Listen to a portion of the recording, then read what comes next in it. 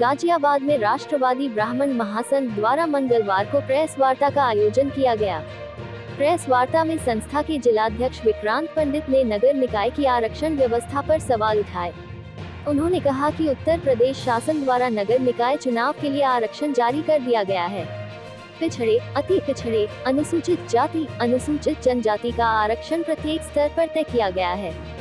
सभी वर्गों के प्रत्याशी अपनी अपनी आरक्षित सीट से चुनाव लड़े, मगर सामान्य श्रेणी की सीट पर भी अन्य सभी वर्गों के प्रत्याशियों का चुनाव लड़ने की व्यवस्था सरासर गलत है।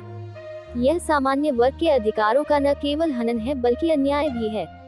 सामान्य वर्ग के लोगों के अधिकारों को ध्यान रखते हुए सभी राजनीतिक पार्टियों को नगर निकाय चुनाव में सामान्य वर्ग की सीटों पर सामान्य वर्ग के प्रत्याशियों को ही मैदान में उतारना चाहिए। ऐसा न होने पर सामान्य वर्गों के सभी सामाजिक संगठनों को एक मंच पर आकर फैसले लेने को मजबूर होना पड़ेगा।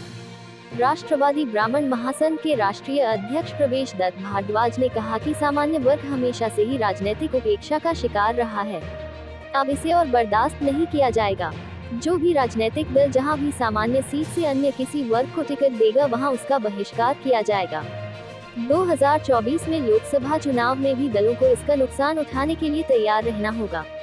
देश भर में इसके लिए व्यापक जागरूकता अभियान भी चलाया जाएगा।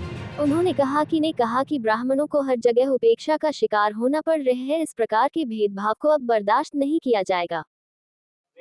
किस मामले को लेकर प्रेस वार्ता की गई? देखिए, उत्तर प्रदेश सरकार ने आरक्षण लागू किया है। आरक्षण को लेकर हमारी प्रेस वार्ता है।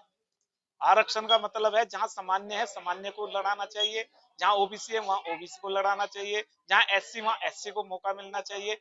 लेकिन जैसे सामान्य पे है तो सामान्य को सामान्य पे ही लड़ाना चाहिए, वहां एससी और ओबीसी नहीं घुसाना चाहिए। मैं प्रवेश दत्त भारद्वाज, राष्ट्रीय अध्यक्ष हूँ राष्ट्रवादी ब्राह्मण महासंघ से। अगर उत्तर प्रदेश में जिस तरीके से चुनाव चल रहे हैं और ये चीजें बदल जाती हैं, आप तो किस तरीके से आप अपना विरोध करें? देखिए, हम लोकसभा चुनाव को लेकर बात कर रहे हैं। ये जो चुनाव है नगर निगम का, ना तो इससे सरकार बनती है, ना केंद्र सरकार बनती, ना प्रदेश सरकार बनती। लेकिन हम लोकसभा चुनाव को भी देख रहे हैं।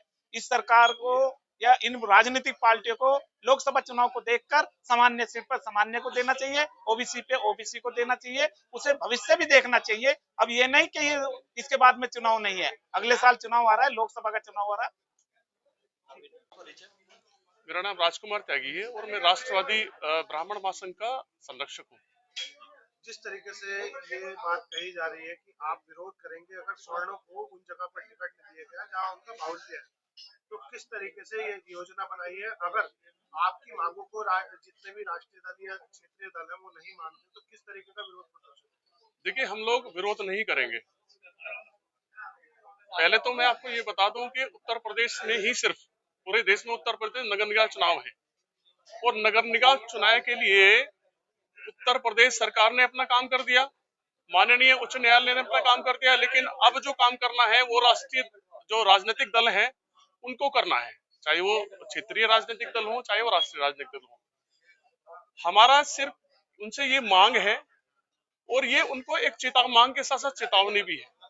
देखिए, जहां ओबीसी वर्ग के लिए आरक्षित सीटें हैं वहां ओबीसी को लड़ाए, वहां और कोई लड़ नहीं सकता, ना वो सामान्य लड़ सकता, ना वो बैकवर्ड क्लास लड़ सकता, ना वो एससी लड़ सकता उस पर। तो जब ये सामान्य वर्ग के लिए जो सीटें आरक्षित होती है वहां पर सब लोग लड़ना शुरू कर देते हैं और ये कराते हैं राजनीतिक दल, क्योंकि राजनीतिक दल दूसरे परिप्रेक्ष्य सोचते हो, उनको जिताऊ कैंडिडेट या हराऊ कैंडिडेट जो भी है उनका मापदंड रहा हो। लेकिन अब हमारा उनके साथ विरोध नहीं होगा।